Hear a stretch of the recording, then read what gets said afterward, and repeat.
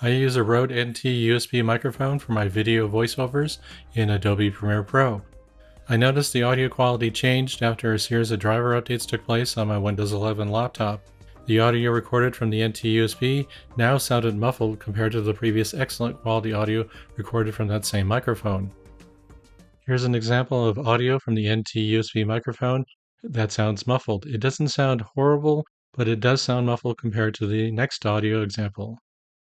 And here's an audio example with the fix in place to make the audio sound as crisp and clear as it was before the driver update on my laptop.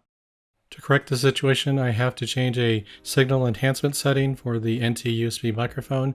So within Sound, Recording, and in the Advanced tab, there's a signal enhancement that has to be disabled. Within Windows 11, you can use Settings, Sound, locate the microphone, and then turn off the audio enhancements for that device.